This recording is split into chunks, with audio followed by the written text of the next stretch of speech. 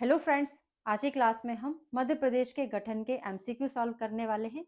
इसके पहले हमने परिचय कंप्लीट कर लिया है, जिसको मैंने आपको 2 पार्ट में कंप्लीट कराया। तो चलिए शुरू करते हैं। तो मध्य प्रदेश के गठन के टोटल नंबर ऑफ क्वेश्चन मैं आपको 40 सॉल्व कराऊंगी। इसमें से आज ही क्लास में हम केवल 20 क्वेश्चन ही सॉल्व करेंगे। ये कौन सा गठन है? ये मध्य प्रदेश का 1956 और उसके पहले का, जो हमने 3 स्टेप्स पढ़ी थी। तो 1947 से लेके 1956 यहाँ तक की हम बात करेंगे, और इसी में हम 1956 में क्या क्या चेंजेस हुए उसकी बात हम नेक्स्ट क्लास में करेंगे। ठीक है, उसके बाद जब मैं आपको पढ़ाऊंगी 1956 से लेके 2000, तो ऐसे करके हम 3 पार्ट में क्वेश्चन सॉल्व करने वाले, जैसे कि हमने पढ़ा था। ठीक है, तो आज ही क्लास में हम 1947 टू 1956 से रिलेटेड क्वेश्चन सॉल्व करने वाले हैं। तो पहला क्वेश्चन है आपका, स्वतंत्रता के समय मध्य प्रदेश नाम का राज्य अस्तित्व में था या नहीं? हाँ, नहीं या आंशिक रूप से था या फिर सीमित था? तो सभी लोग जानते हैं स्वतंत्रता के समय मध्य प्रदेश का नाम मध्य प्रदेश नहीं था, वो मध्य भारत के नाम से जाना जाता था। तो आंसर हमारा क्या होगा? नहीं था। नेक्स्ट क्वेश्चन है, 1947 में सीपी बरार किस श्रेणी में शामिल किया गया था? पार्ट बी में, पार्ट सी में, पार्ट ए में, या स्वतंत्र राज्य के रूप में? तो सेंट्रल प्रोविंसेस एंड बरार, हमने पूरा मैप देखा था, उसमें हमने ये वाला जो रीजन पढ़ा था, महाराष्ट्र से जो छत्तीसगढ़ से लगा हुआ था, वो कौन सा था? हमारा पार्ट ए था, जिसमें हमने सीपी एंड बरार को शामिल किया था, या सीपी एंड बरार को ही पार्ट ए कहा जाता था। अगला क्वेश्चन है, मध्य भारत किस श्रेणी में रखा गया था? पार्ट ए, बी और सी, या स्वतंत्र में? तो ये वाला जो रीजन था पार्ट ए वाला था, यहाँ का हमने पार्ट बी पढ़ा था, इधर का हमने पार्ट सी पढ़ा था। तो ये वाला जो रीजन था उसको हमने क्या बोला था? मध्य भारत बोला था। उसको हमने किस श्रेणी में रखा था? उसको हमने पार्ट बी में रखा था। ठीक है, काउंट करते चलिएगा कितने आंसर आपके सही हो रहे हैं। विंध्य प्रदेश को किस श्रेणी में रखा था? अब ये नॉर्मल पूछा जा रहा है। पहले तो विंध्य प्रदेश को हमने किस में रखा था? बी में आता था। फिर 1950 में उसको कहाँ शामिल कर दिया गया था? सी में कर दिया गया था। तो पहले की बात नहीं है ये, सिंपल अगर इस तरीके का क्वेश्चन पूछा जा रहा है तो आपका आंसर सी ही होना चाहिए, है ना। यहाँ पे सन नहीं दिया, वो कब किया था? 1950 में किया था, मैंने आपको जैसे बताया था। ठीक है, अगला क्वेश्चन आता है, सीपी बरार का गठन कब हुआ? आंसर दिख गया आपको, है ना। चलिए कोई बात नहीं, 1857, 1861, 1872 एंड 1885। तो 2 नवंबर 1861 को CP Berar, CP central provinces, Berar नहीं सेंट्रल प्रोविंसेंस का गठन हुआ। इसमें क्वेश्चन क्या था? ये गलत है, सीपी बरार का गठन पूछा है, तो आंसर इसका 1947 आना चाहिए, है ना। सीपी एंड बरार, तो इसका आंसर 1947 आएगा, तभी हुआ था। ठीक है, वो सेंट्रल प्रोविंसेंस का हुआ था। 2 नवंबर 1861 को सीपी का हुआ था, और बरार का विलय कब हुआ? अगला क्वेश्चन वही है। तो अगर इसका क्वेश्चन आएगा तो 1947 ही आपको याद रखना है। ठीक है, या फिर उसको कट करके आप ऐसा कर सकते हो, इसको ऐसे कर सकते हो, सीपी यानी सेंट्रल प्रोविंस का गठन कब हुआ था, तो उसका आंसर सही बन जाएगा 2 नवंबर 1861 हो जाएगा। ठीक है, अगला क्वेश्चन है, बरार का सेंट्रल प्रोविंसेंस में पूर्ण विलय कब हुआ? 1935 में, 36 में, 42 में, या 47 में? तो पहले 1861 में सेंट्रल प्रोविंसेंस बना, फिर क्या हुआ? 1936 में उसका विलय हुआ, फिर ये दोनों मिलके सेंट्रल प्रोविंसेस एंड बरार नाम से पार्ट ए में शामिल कर लिए गए थे, है ना। तो इसका आंसर क्या हुआ? बरार इसमें कब विलय हुआ था? 1936 में हुआ था। ठीक है, सीपी बरार की राजधानी क्या थी? जबलपुर, भोपाल, नागपुर, या रायपुर? दिख रहा होगा आपको मैप, मैप दिखना चाहिए आंखों में।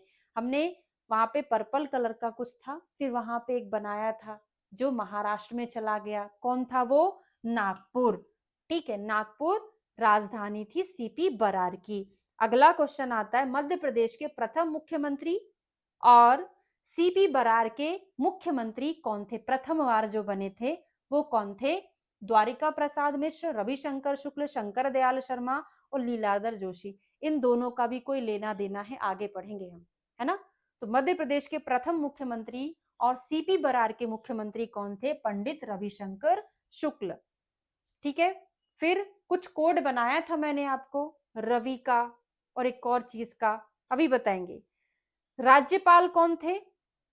सी राजगोपालाचार्य, पट्टाभी सीतारामैया, ई राघवेंद्र राव, के एम मुंशी, राजेंद्र प्रसाद। कौन थे?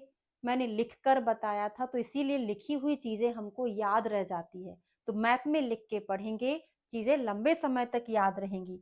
तो राघवेंद्र राव, रवि और राघव एक जैसा नाम है, तो रविशंकर और राघव, एक मुख्यमंत्री, दूसरे राज्यपाल। कौन से? सीपी बरार। पार्ट ए के।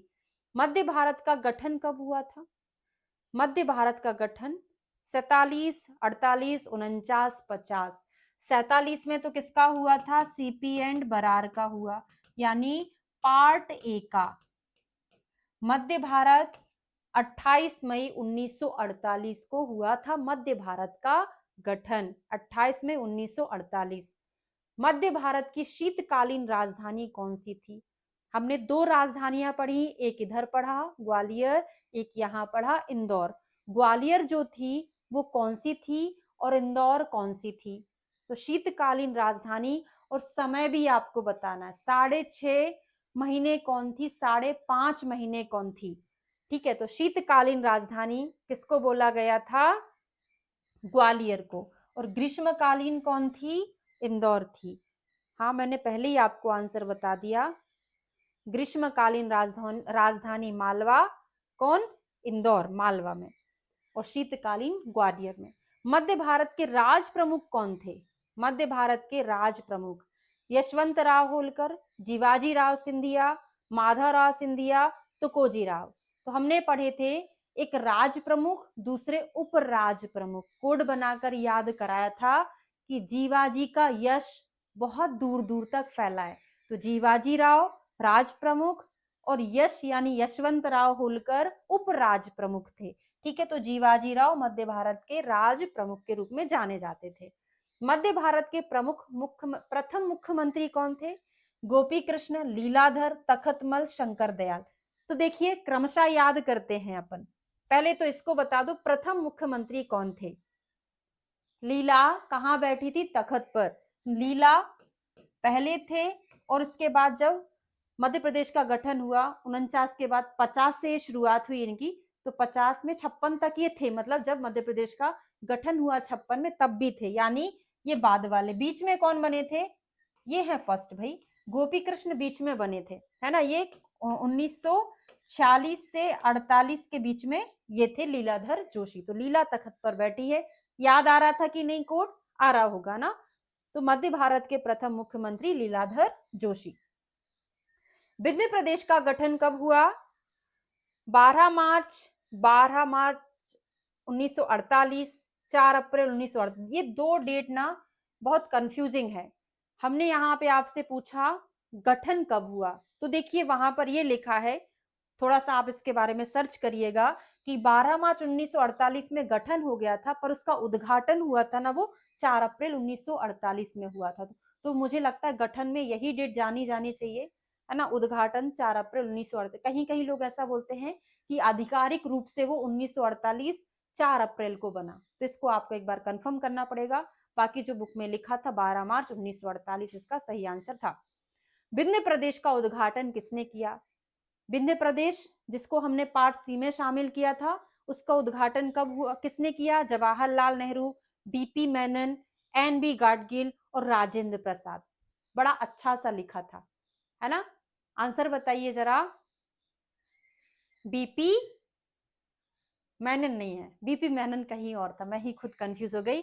एनवी गाडगिल ने विंध्य प्रदेश का उद्घाटन किया। विंध्य प्रदेश की राजधानी क्या थी? नौगांव, सतना, रीवा, कटनी। देखिए यहाँ पे दो राजधानियां, रीवा तब बनी, पर उसके 1 वर्ष तक उसके पहले प्रथम राजधानी जो थी विंध्य प्रदेश की वो नौगांव थी, और 1 वर्ष के बाद उसको ट्रांसफर कर दिया किसको? रीवा को, है ना। तो विंध्य प्रदेश की राजधानी रीवा, उसके पहले 1 वर्ष तक कौन रही? नौगांव। तो प्रथम राजधानी पूछे ना तो नौगांव आंसर आना चाहिए, है ना। उसके बाद नॉर्मल क्वेश्चन पूछ रहा है तो रीवा आना चाहिए। ठीक है, अगला क्वेश्चन आता है, विंध्य प्रदेश के राज प्रमुख कौन थे? जीवाजी राव इधर के थे कि नहीं थे? जीवाजी राव कहाँ के थे? मध्य भारत के, है ना। जीवाजी राव मार्तंड से कहाँ के थे? विंध्य प्रदेश के थे। यशवंत राव तो वहीं के थे, अवधेश प्रताप से रिलेटेड अभी आगे पढ़ेंगे। तो विंध्य प्रदेश के मार्तंड से। विंध्य प्रदेश के मुख्यमंत्री कौन थे? शंकर दयाल, शंभुनाथ, गोविंद बल्लभ, तखतमल। कोड बनाकर याद कराए थे। तखतमल पढ़ चुके हैं हम, कहाँ के थे? मध्य भारत के थे। बाद में जो बने थे वो। शंकर दयाल आगे भोपाल में पढ़ेंगे। शंभुनाथ शुक्ल कौन थे? शंभुनाथ। तो नीचे रविशंकर थे, यानी प्रांत ए के, पार्ट ए के रविशंकर। रवि के ऊपर कौन थे? शंभु, भगवान शंकर। और इधर कौन थे? लीलाधर और तखतमल। ठीक है, तो कौन है? शंभु थे, मतलब शंभुनाथ शुक्ल। लास्ट क्वेश्चन है, 1950 में विंध्य प्रदेश को किस श्रेणी में रखा था? तो 1950 में, जैसे इसके पहले विंध्य प्रदेश को कहाँ रखा था? किस में रखा था? पार्ट बी में रखा था। पर 1950 में उसको कहाँ शामिल कर लिया गया था? पार्ट सी में शामिल कर लिया गया था। तो अभी तक हमने 20 क्वेश्चन पढ़े 1947 से लेके 50 तक के रेंज में। अब इसके बाद इसी रेंज में ही हम 20 क्वेश्चन और सॉल्व करेंगे कल की क्लास में। तो आज की क्लास के जितने भी क्वेश्चन आपने सही किए हैं कमेंट करके जरूर बताइएगा, और अगर वीडियो अच्छा लगा है तो लाइक, शेयर और सब्सक्राइब जरूर करना है। Thank you so much.